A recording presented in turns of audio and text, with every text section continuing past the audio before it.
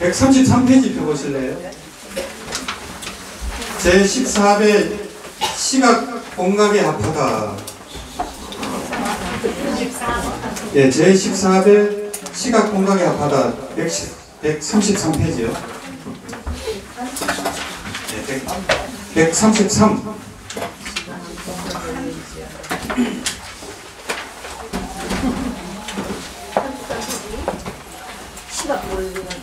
예. 페이지가 두 페이지 다를 거예요. 다른 책도 혹시나 있을 거예요. 그 제14배 시각 공각에 합하다. 그거거든요. 네. 거기 있죠. 그러니까 이제 연구를 할 때가 바로 시각이라는 거예요. 시성 정각. 연구를 할 때가 바로 깨달음이라는 겁니다. 그것이 바로 공각에 합한다는 거예요. 연구를 하는 순간에. 그거를 이제 설명하려고 이제 오늘 또 이 열반제일이다 보니까 열반제일에 이제 아까 말씀드린 그 생사열반상공화, 생사와 열반이 항상 함께 한다는 거예요. 둘이 아니라는 거예요, 이게. 그 말씀을 드리려고, 요거는 이제 대하흥 일승법계도 주거든요. 일승법계도를 그 설장 김시섭 선생이 이걸 주석을 단 겁니다. 이 의상대사 한법성계를 김시섭 이때는 스님이었어요. 머리 깎았을 때. 근데 이 설장 스님의 이 법문이 굉장히 심오해요. 굉장히 수준이 높고 이분이 깨신 분이구나 알 수 있어요. 그래서 이 일승법계도 법성계를 김시섭 설장 스님이 주석을 단 겁니다. 해설을 나름대로 한 겁니다. 그거 중에 이제 요 초발심시 변정각하고 생사열반 상공화를 제가 이제 요 스캔해서 드린 거예요. 뭐 열반 제일이고 해갖고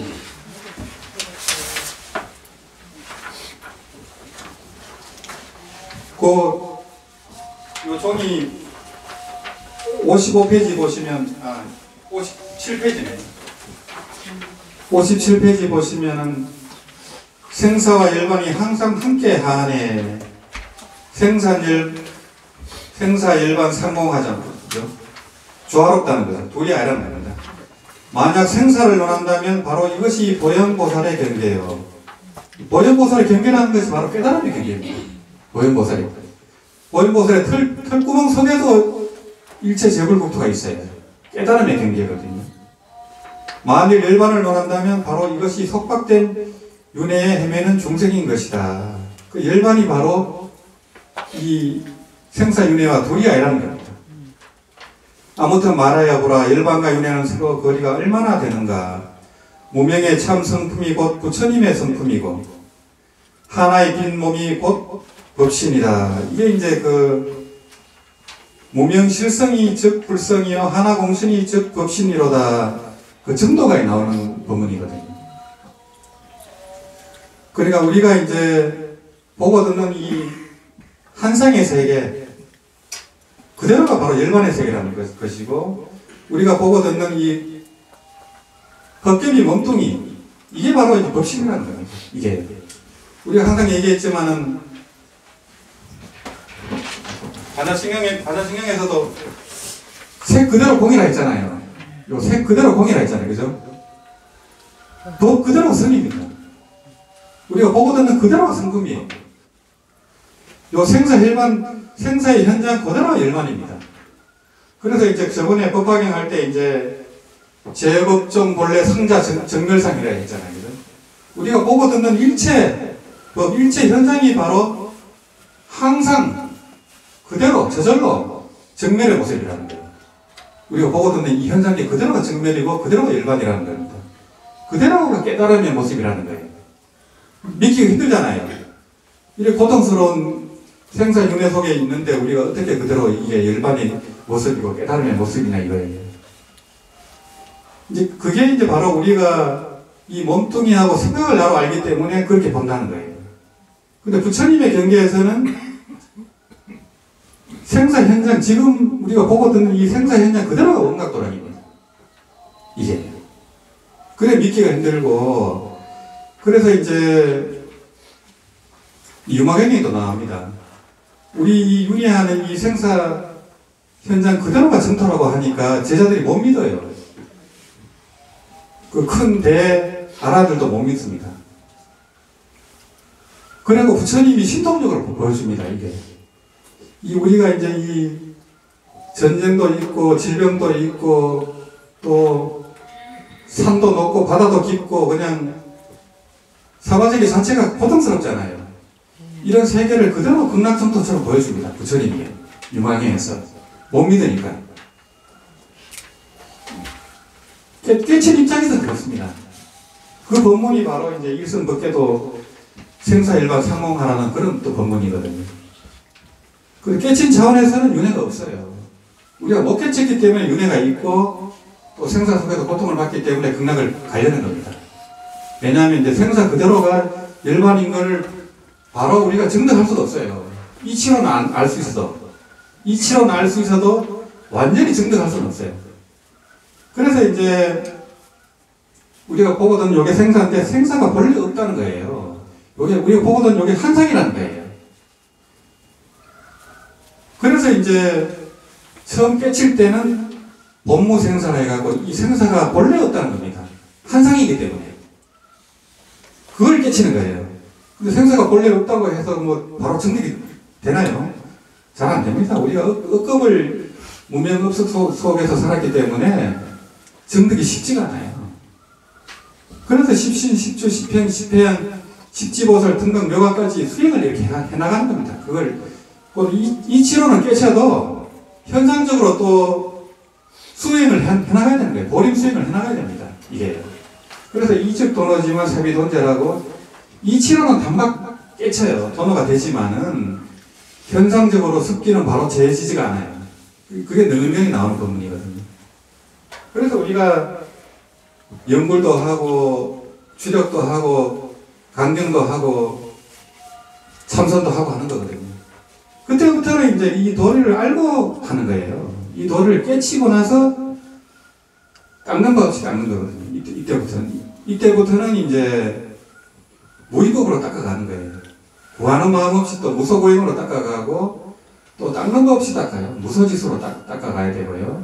그 처음에는 일단은 깨쳐야 됩니다. 일단은 그게 해오든 돈오든 간에 깨친 차원에서 해야 헤매지가 않아요. 안 그러면 전부 망상이에요. 이 도리를 모르고 하면은 30년, 50년을 공부해도 전부 망상이에요. 왜냐하면 유의법을 했기 때문에. 일체 유의법이 몽환포용이라 했잖아요. 건강에. 그죠? 일체 유의법입니다. 왜냐하면 난이, 너니 무슨 나눠지잖아요. 난이, 너니 나눠지고 아와 아소가 나눠지죠. 주관과 기관이 나눠지죠. 이런 분별심으로 하는 것은 전부 유의법이에요. 그래서 이제 우리가 보시를 할 때도 주는 사람도 없고 받는 사람도 없고 보시하는 물건도 없어야 돼요. 그게 무의법을 하는 겁니다. 그냥 판단을 그냥 해야 된다. 무심으로. 그러니까 무의법이 쉽지가 않습니다. 그래서 이제 여기 또 그 왼쪽에 보시면은 처음 발심할 때가 그 빠른 깨달음이어서 초발심치 변정각이라 하잖아요. 그죠? 초발심이 어떻게 바로 깨달음이 될까요? 믿기가 힘들잖아요. 함경에서는 그렇게 보는 겁니다. 저번에도 말씀드렸지만 함경에서는 신물급 중생이 시사 무차별이라 하거든요. 이 마음과 부처와 중생이 아무런 차별이 없다 이렇게 보는 거예요. 함경에서는요. 일불성 법문이거든요. 그래서 초발심이 바로 변정각이라 바로 깨달음이라 하고 또 믿음이 꽉 차면 바로 성불이라 해버려요. 신만 성불이라 해버려요. 누구나 그 본각을 갖고 있고 불성을 갖고 있기 때문에 깊이 믿어보면 바로 성불이라고 하는 겁니다. 그래서 신만 성불이라 하고 초발신시 변정각이라고 하고 또 법화경에서는 산란한 마음으로 나무불 한번 하는데도 이미 성불했느니라 이렇게 돼 있어요. 일칙 나무불 개이성불도 이렇게 돼 있어요. 모두 이미 성불했다 이렇게 돼 있어요. 믿기 힘들잖아요. 그죠? 그래서 이제 이런 걸 가지고 한번 이제 공부를 해보는 겁니다. 우리가. 그래서 부처님은 이제 사바세계 오기 전에 이미 중생 제도 다 해 마쳤다 하잖아요. 그리고 중생을 그렇게 많이 제도했지만 한 명도 제도한 바가 없다고 하거든요. 그거는 본각의 입장에서는 그렇습니다. 그 성품의 입장에서는 그렇고 한물가 없는 그 자리에서 진공의 자리에서는 그래요. 하나도 한 바가 없어요. 생사가 본래 없는데 무슨 제도할 중생이 뭐가 있겠어요. 다 꿈속의 얘기라는 거죠. 그렇지만 우리 현상계에서는 또 그 한 바 없이 또 한 바가 또 있거든요. 그래서 중생 제도 한다고 부처님이 또 하신의 몸을 나탔잖아요.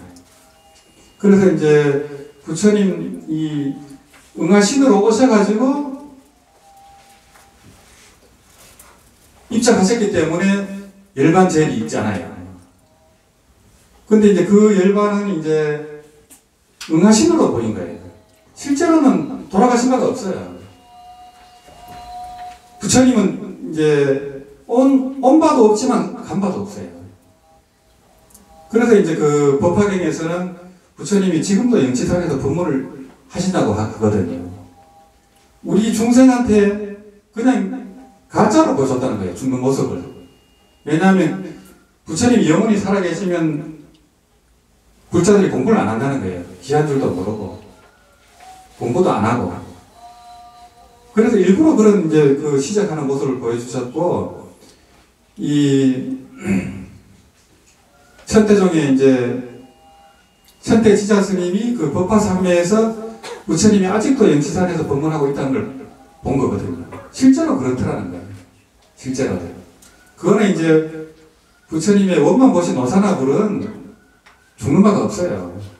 천배가 가신 분이 우리 모습에는 죽는 것처럼 보인 거예요. 그 부처님이 이제 병이 들기도 하고 돌아가실 때는 그 버섯을 잘못 드셨는데 버섯이라는 설도 있고 돼지고기라는 설도 있어요. 그걸 들고 이제 병에 걸려서 돌아가시잖아요. 이질병이죠.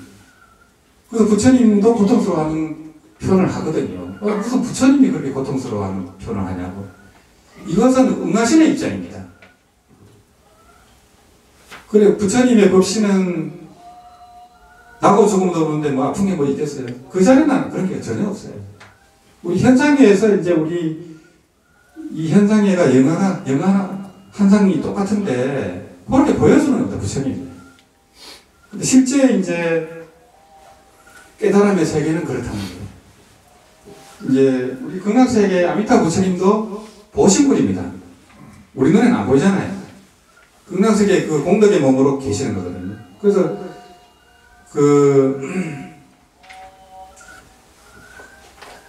정토종 제2조 선도대사님이 대부를 조성했잖아요. 대부를 조성한 게 원만 보신 노사나부를 조성했어요. 아미타불을 조성한 게 아니고 원만 보신 노사나불이 아미타불이라고도 하거든요. 공덕의 부처님이라고 이렇게 얘기하거든요. 그러고 이제 청정법신 비로자나불은 한 번밖에 없어요. 이 우주에. 근데 이제 그 법신은 하나밖에 없는데 보신 하신에서 이렇게 나눠지는 겁니다. 특히 하신 같은 경우는 천백억 하신을 나타거든요. 분신을 나타버려요. 이 서가모니 부처님이 요 지구에만 있는 게 아니고 무상 세계에서 법을 전하고 있어요. 그래서 법화경에 보면은 이제 요거 면화경을 설할 때 부처님의 하신을 다 불러보잖아요. 전 우주에서. 천백억 하신을 나타나는 거예요. 지장보살도 마찬가지고요. 그런 대보살도 그런 하신을 나타납니다. 우주에 꽉 차게 그렇게 하신을 나타나는 거예요. 그래서 요 왼쪽에 보시면 처음 발심할 때가 곧 빠른 깨달음이어서 초발심이 변정각입니다. 그래서 이제 발심이라 하면 발보리심 일ang 정념 아미타불 할 때 그 발보리심을 주는 게 발심이에요. 내가 성불해서 일체 중생을 제도하겠다는 게 바로 보리심입니다. 그래서 티베트 불교에서는 이 보리심을 제일 중요시하거든요. 보리심하고 공성을 제일 중요시하거든요. 그래서 보리심 자체를 가지면 이 공덕이 또 한량이 없대요. 그래서 이 보리심을 발할 때가 바로 깨달음이라는 겁니다. 왜 그러냐 하니까 이제 김시섭 설잠스님이 이렇게 해설했어요. 참 성품 즉 진성은 생가멸이 없고 그 부처자리 진여 자리에는 생멸이 없어요. 거기는 상주진심입니다. 묘명진심이고 나고 죽음이 없습니다. 생과 멸이 없고 자성이 없고 이거는 자체성이 없다는 겁니다. 없고 연기도 없으며 이 부처님 진여 자리에서는 연기법이 일어나기 전의 자리예요. 인과법이 일어나기 전의 자리고 시간과 공간이 벌어지기 전의 자리예요. 한 생각이 일어나기 전의 자리거든요. 그러니까 당연히 연기법도 없죠. 여기서는. 그래서 연기도 없으며 대대를 여의었다는 것을 분명히 알아서 대대라는 것은 상대법이거든요. 주관과 객관 또 음과 양 둘로 나뉘는 건 전부 대대법이에요. 그리고 12분별이 일어나는 거거든요. 12분별이 일어나기 전의 자리가 이제 이 자리입니다. 그래서 어젠가 어떤 분이 이제 전화가 왔는데 이제 청학근 스님께서 그 참생명의 자리는 무량각 무량수고 또 무량각이다. 영원한 생명이다. 이렇게 얘기하니까 그분이 이런 의심이 들었다는 거예요. 그러면 그거는 단멸론, 상멸론 할 때 단상에 빠진 게 아니냐. 상이라는 거 아니냐. 이렇게 또 의심이 들더라는 거예요. 이 초기 불교에서는 이 단멸론을 상이든 단이든 다 배격을 하잖아요. 그렇게 보더라고요. 근데 이제 우리 불성자리, 진여자리는 단이니 상이니 이게 붙을 수가 없어요. 유와 무도 붙을 수가 없어요. 시간과 공간이 일어나기 전의 자리가 무슨 유가 무가 있어요. 유무를 초월한 자리입니다. 그 자리가요. 유무를 초월하면서 또 유와 무를 다 낮출 수도 있어요. 그 자리는. 근데 진공이면서 이 묘를 다 낮추거든요. 근데 우리가 요 묘를 나타냈지만은 여기 한상으로 존재하거든요. 그래서 없다고도 할 수 없어요. 없다고도 할 수 없고 또 있다고도 할 수 없고 이런 거예요. 한상으로 존재하니까. 우리가 꿈을 꾸지만 깨고 나면 하나도 없잖아요. 똑같습니다. 그래서 이제 요런 생멸도 없고 자체성도 없고 연기도 없고 대대를 여의었다는 것을 분명히 알아서 이와 같이 발심하고 이와 같이 발보심한다는 거예요. 이와 같이 발보심하고 이와 같이 이행하는 까닭에 처음 발심할 때 모자람 없는 결과를 이미 두루 마친 것이다. 그 자리는 무량각 무량수입니다. 무량각이고요. 이미 본각은 다 깨쳐 있어요. 그래서 본래 성물이라 하잖아요. 법화경에서. 그 자리는 다 본래 성물입니다. 우리가 이제 12분별, 분별, 망상, 집착 때문에 이 부처 자리를 잊어버린 거거든요. 근데 다 갖고 있어요. 본각이 있으니까 우리가 생활도 하고 다 하잖아요. 생각도 하고 이 지구를 또 발전시키고 다 우주 개발도 하고 다 하잖아요. 그게 본각이 있어서 하는 거예요. 이게 우리가 보고 듣는 게 전부 본각의 나툼이잖아요.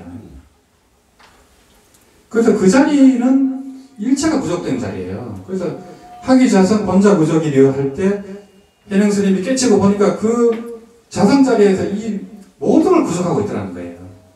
그래갖고 학위자성 능생만법이죠. 이렇게 얘기하거든요. 그 자성 자리에서 우주를 나타나는 거예요. 자성이 만법을 나타나는 거예요. 기가 막히게 그러시죠. 그 자리는 다 본자 부족하고 본자 청정한 자리거든요. 이미 그 자리에 다 구성이 되어 있어요. 그러니까 이런 논리가 나오는 겁니다. 그래서 부처님이 이 사바세계에 나시기 전에 이미 성불에 마쳤다고 하는 그런 뜻이거든요. 그게. 그래서 이를 일러 선제동자가 법계를 떠나지 않고 일격성을 두루 다녔으며 그 진여 사상 자리에서는 움직이는 바가 없어요. 고려 보통 명인불이잖아요. 그 자리는 누구나 부동불입니다.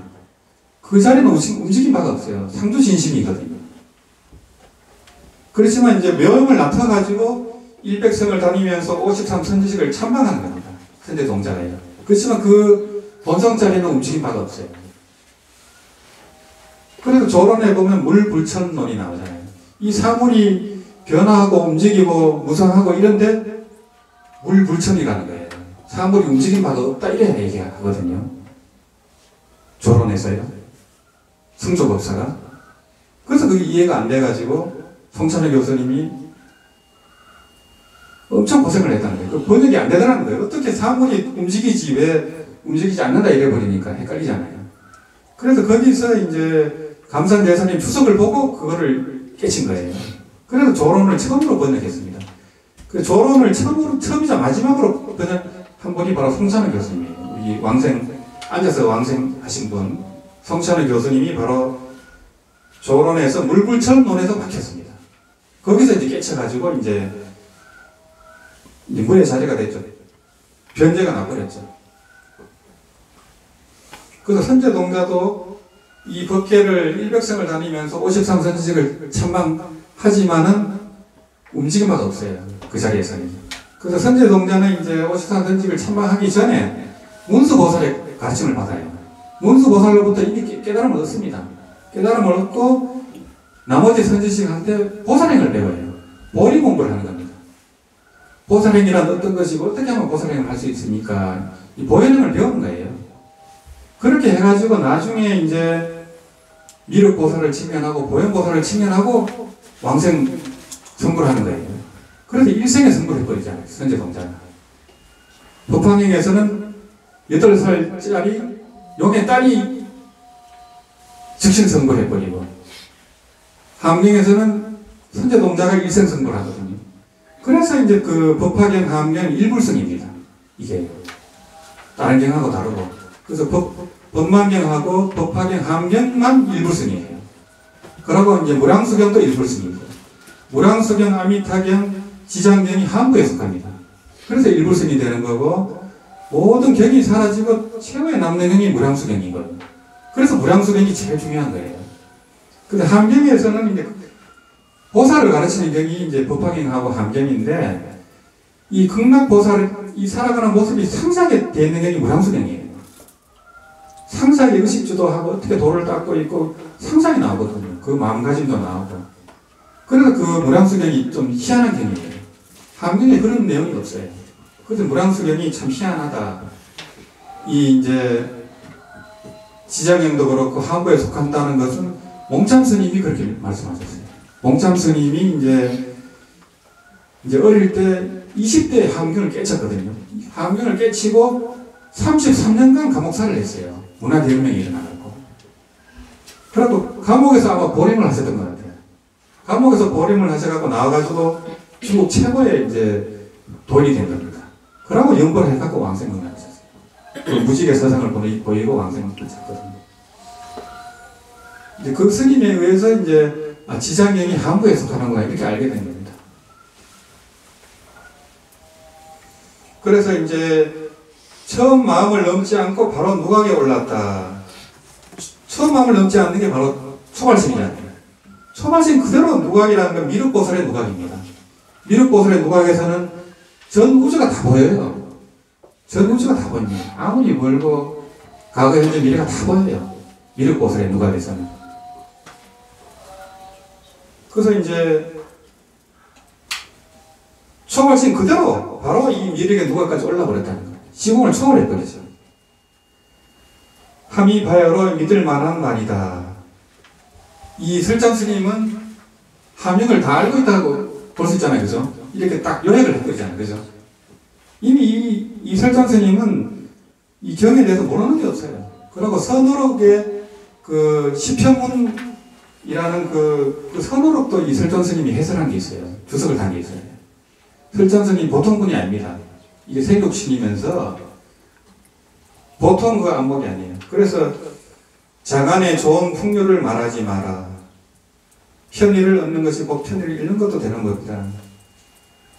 이 자간이라는 것은 이제 그 서울을 얘기합니다. 중국에.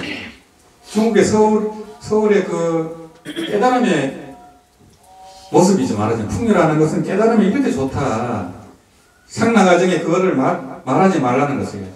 이 편의를 얻는 것이고 편의를 잃는 것도 된다는 거예요. 그렇게 자랑할 것도 없다는 겁니다. 이미 초발심 때 다 갖고 있고 누구나 공간을 갖고 있고 누구나 불성을 갖고 있기 때문에 그거 안다고 자랑할 것도 없어요. 개도 갖고 있고 고양이도 갖고 있는데 그거 안다고 자랑하고 뭐 이는 중생이고 나는 부처다 하면 그 사람은 전혀 깨달은 사람이 아닙니다. 깨친 무는 무학대사처럼 다 부처로 보는 거예요. 깨친 차원에서. 전부 부처 아닌 게 없고 자기 아닌 게 없어요.